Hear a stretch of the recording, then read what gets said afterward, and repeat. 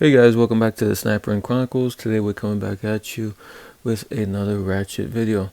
Today we have the Blackhawk, and this is the model number 34999, made in USA. And looks like at the end there's a 109, and it's been punched in. Don't know why. But before we get into it, if you could do me a favor, and I'm trying to reach a goal by the end of summer or sometime this summer, that I want to reach 2,000 subscribers. And I know it's a long shot goal, but hey, it's my goal, and the only way I can reach that goal is if you give me the HBO special. Is help a brother out special. Help a brother out. Hit the like, hit the subscribe, and I'll give you 2 seconds to do that. Okay, you guys that punch the buttons, I really appreciate you. Okay, this is a Blackhawk. This is the New Britain design. New Britain, you see the patent number there, and it also has patent pending. So I think this one is a little bit earlier in the run of the New Britain design, just for a couple of reasons. I'll get into it in a second. But here's the handle. The handle is this is, I think, Blackhawk style handle. I know they made these, and surprisingly, a lot of companies, under a lot of nameplates, they made New Britain made these ratchets, and I think New Britain at the time had purchased or acquired Blackhawk, and it just makes sense that they marketed that design on the Blackhawk. But this handle here, I think it's typical of a Blackhawk. I don't think the other companies that used this design had a handle similar to this. Okay, this one is, a lot of times you see these later on ones, they'll have the snap ring with the snap ring with the holes that you compress to get out. This one has a coil ring that runs on the inside, and I started it just to make it easier, and this is what it looks like. Actually, it looks blued. You see the bluing there? It's funny. And as we open it up, there's some unique kind of features in this one. Nothing that unique in the mechanism itself. This is the two plates held down by a small snap ring, and the plates kind of hold down the floating, or quote-unquote floating, pawl. And this pawl has 2, 4, 6, 8, 10, I think 11 teeth, 11 to 12 teeth. So yeah, this is the more finer tooth mechanism that they had in the beginning. Then later on they went to a little bit more coarse mechanism. I think these started out at 60 teeth, and then I think they went down to like 45 teeth. I'm not sure exactly why, but my conjecture is that they were having problems with the fine tooth. It was probably slipping a little bit, and me personally, I've had a New Britain design ratchet that did that. It was slipping a little bit, so I can see why they probably thought they can correct. If it was a big problem, they can correct it by going a little bit coarser in the tooth count. Here's the broaching.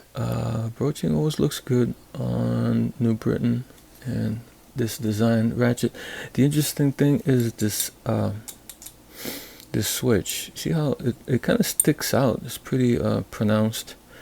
If you look at the profile there, it's pretty high, and it has like a tri design, or 3-spoke design there, but not flat. You can see it's sticks out pretty good. And the interesting thing is that there's another ring in there that holds the switch to the body, and Let me see if I can get it out somehow quickly, hopefully.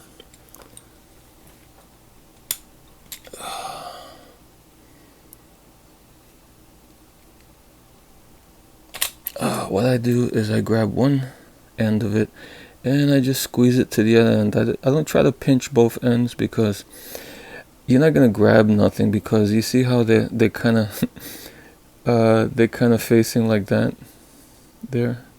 Those two ends, they're kind of facing in a pyramid shape, so you're probably not going to be able to grab them too well like that with anything. So I just grab one side and then just push it over like that, and that seemed to work. But here is the switch. Let me take out the ring.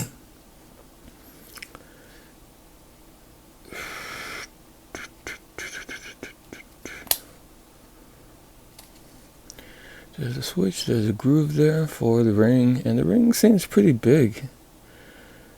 Seems pretty big and kind of robust for its job. And that's the cutout for the protrusions there on the mechanism itself. They kind of sit in there like that. And this is a little bit heavy too. It's a little bit big piece. And as we see here, there are grooves cut on both sides. This is the top side where the switch is, and you see there's a groove there for the ring and the switch. And normally on this design, this New Britain design, there's nothing. There's no grooves there. There's like the switch, there's a loop, like a lip here that sticks out of the side, and the switch sits on that lip. But not here. Here we have the switch that comes out with a ring. So we have the two slots there that cut. And this slot over here on top is the one for the mechanism ring that holds it. So we got two slots cut in there. But you can see the mechanism and the broaching teeth look all nice and uniform on this. So yeah, I'm not gonna take this apart because it's just gonna add another 5 or 10 minutes to the video, and you know, you guys probably don't want to see it again. I'm gonna add a description, or I'm gonna add a thing in the description to where